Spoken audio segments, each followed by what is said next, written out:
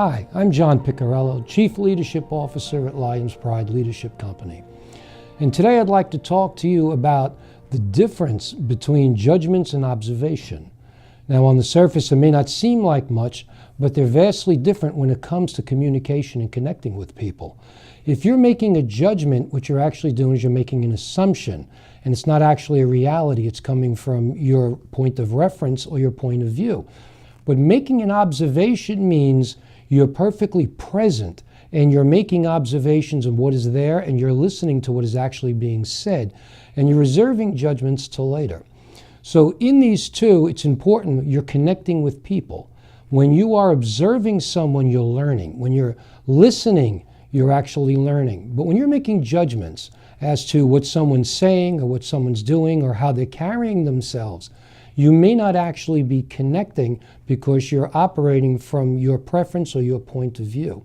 Have you ever spoken to someone and when they're speaking to you, you're actually thinking about your reply?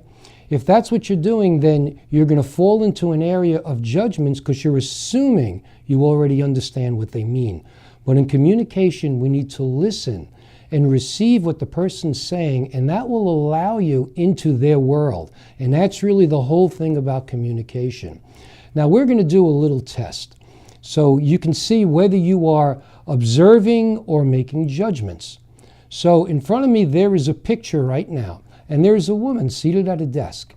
And if you would just take a pen, paper, and take a few moments and observe. So what you're going to do is just observe the picture and describe what you see in the picture.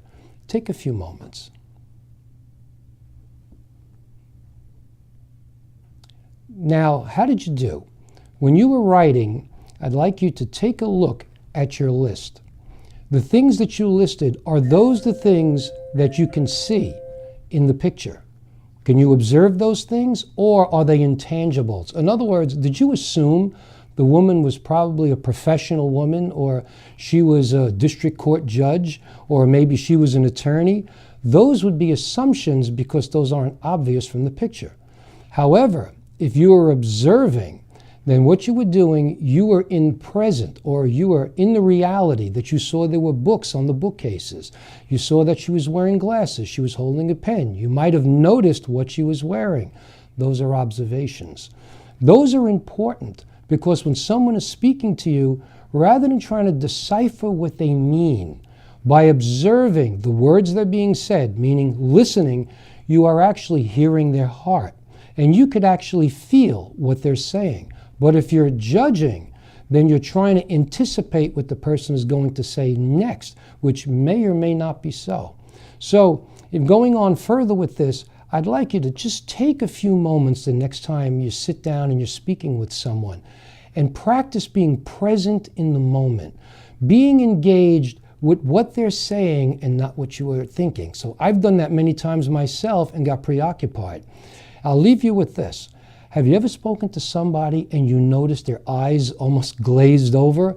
What it could be is that they were thinking of a reply or thinking someone else, or maybe even thinking of what they need to do after they speak with you. They disconnected.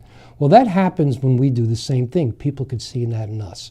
So when it comes to judgments or observation, we encourage you in communicating to observe. Listen, observe, be in the moment, and hear what the person's saying. And you will leave them with a strong sense of connecting and that you care about what they have to say.